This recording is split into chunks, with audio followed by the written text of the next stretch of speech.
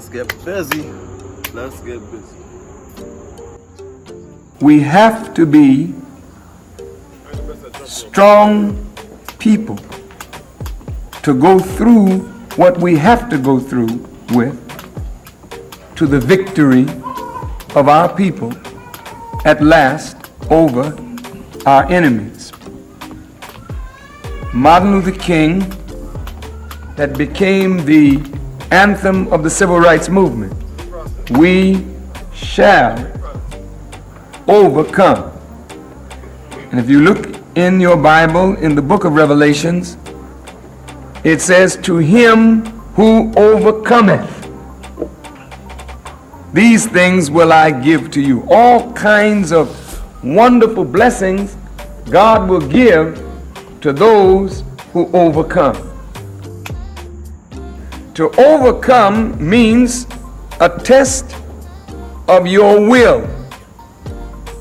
That your will to be free must be stronger than the will of the oppressor to enslave.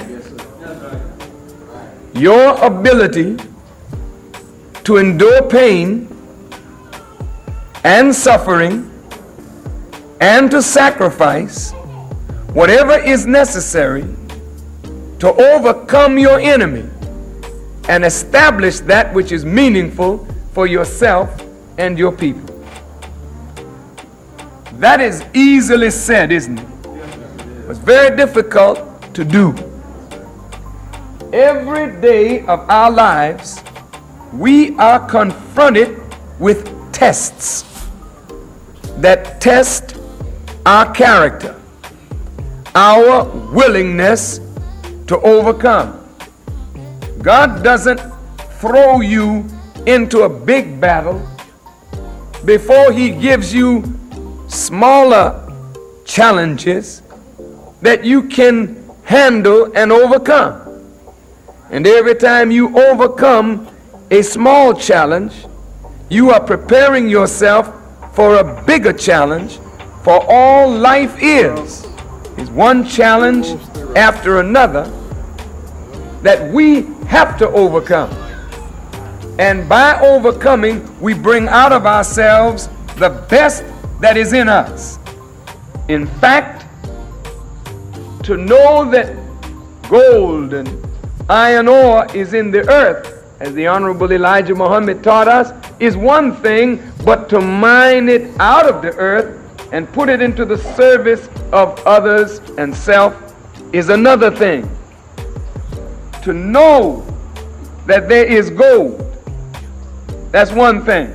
That's very good.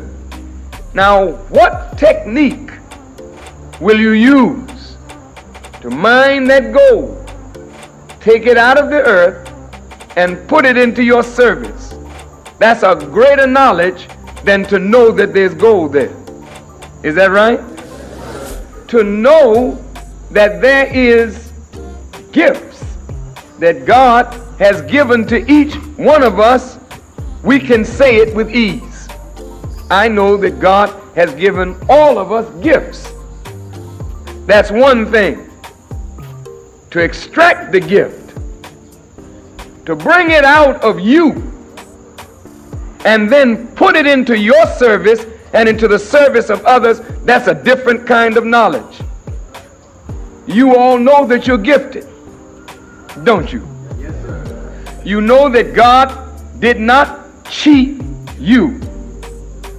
He gave you something to give to yourself and to the world. Not one of us are without a gift.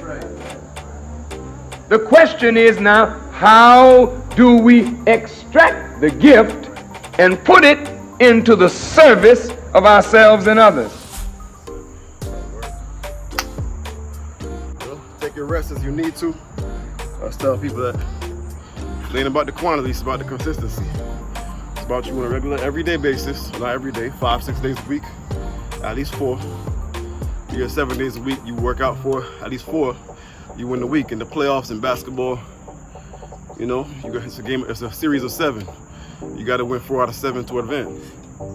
So we get 7 days a week. God has blessed us with 7 days each week. We should make use of them. There's a verse in the Quran that says man can have nothing but what he strives for. You want a better body, you gotta strive for it. You want a more clear mind, focused mind, you gotta strive for it.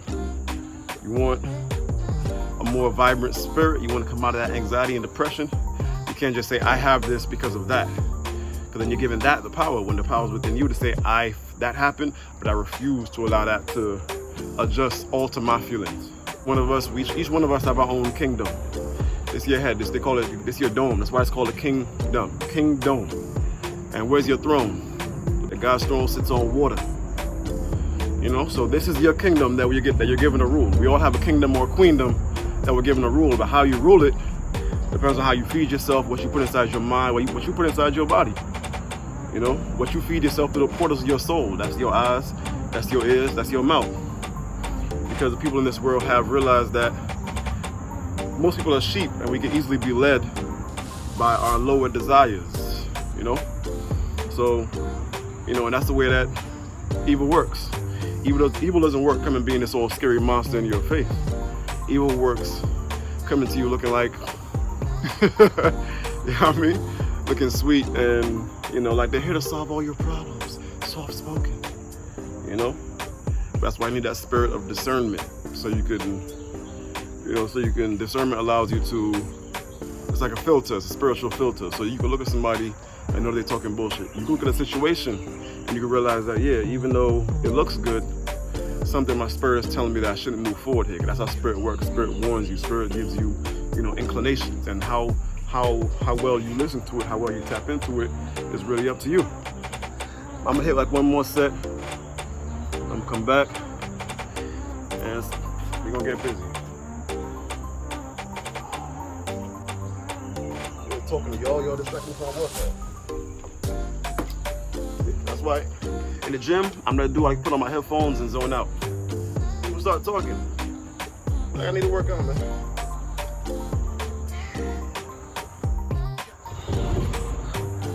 Let's see and talk to y'all real quick.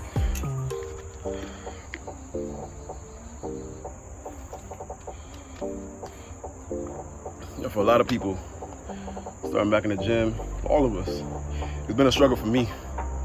People look at me and think, oh, you're fit, but when you're almost 40, let me not claim that. Shit, 37.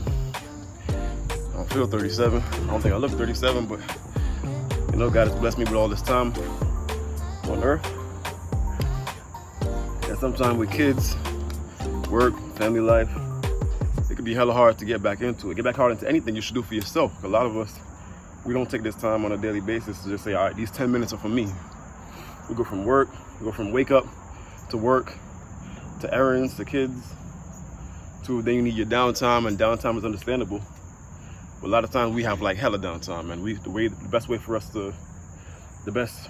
to kind of get back into motion, get back into activity, just to kind of set your intention. Set your intention, write something down, take a picture, record yourself saying, I am building myself, because when you do that, you're manifesting something into reality. A lot of times we have thoughts in here, or, I feel like I want to do this, I want to do that. But nothing changes until it changes. And, something you want is just a wish without a plan. So you got to write something down. You got to create something. You got to take dedicated time to be like, maybe I could do this, maybe I could do that. But that's what we're doing. So y'all be blessed, family. Thanks to those that are supporting, the ones training with us. We started the next 28 Days to Power Challenge, started August 8th. But if you're trying to get in, go to mykingdom.training.com, click start, answer a few questions so you can build out your, what we call your karma protocol, your kingdom armor protocol. This is what you're going to do to protect yourself each and every week. Some of us, we need more help with training. Some need more help getting our diet on point. Some of us need help learning about meditation and understanding how that can help to manifest more inner peace, or how you meditate. Some of us never fasted and don't understand that so many of the elements that we deal with on a daily basis, literally, if we learn the practice, because it's a skill, the practice of fasting, you would find that a lot of the issues we have, whether it be skin issues, whether it be energy issues, whether it be mental fog issues, which was one of the best ones, one of the main ones for me, a lot of those things start to fade away the more you continue to fast. You know, at least start with an intermittent fast. That's a, you know, pick an 8-hour window to eat your food every day.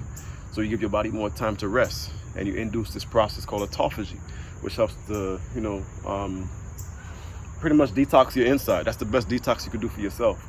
People go and buy all these products, but fasting is a God-given, like, natural DNA upgrade. Literally, you birth new brain cells in your brain when you fast. Your body clears out all the shit that's mold and everything that's inside here that we don't need. Your body washes it out, because finally it's getting a chance to rest. So, you know, the art of fasting, like, these things are all things we need to do on a regular basis. That these weren't things we were taught in school. I ain't learned them in the Bronx. You know, they definitely didn't make this a priority, because think about it. If everyone in the world knows how to eat properly or eat correctly, everyone is, you know, generally active, like 5 minutes, 10 minutes to, you know, get your blood moving. Everybody knows how to take care, how to do like a little bit of meditation. That becomes like a natural daily practice, as much as watching TV is, or watching Netflix, or scrolling is. Like, think about it. If all these things were natural practices, what would that mean? And also fasting. That would mean that you wouldn't need doctors as much, literally. You wouldn't need all these fast food restaurants as much. What's in the grocery stores right now couldn't be there. So you see that it's in the best interest of certain powers in this world to make sure that people are trained in a way where they don't focus or understand or know how to build themselves, or how to protect themselves, like protect their physical temples, you know, how to arm themselves. And that's what we talk about with the Kingdom Armor Protocol. So a lot more with that, but y'all be blessed, stay safe. I'm about to get to work, about to be out here doing some garden work, you know, but tap in, family. Anyway, be good, family. Completed my morning workout. About to come out here to the garden, do a little bit of work. It's flourishing.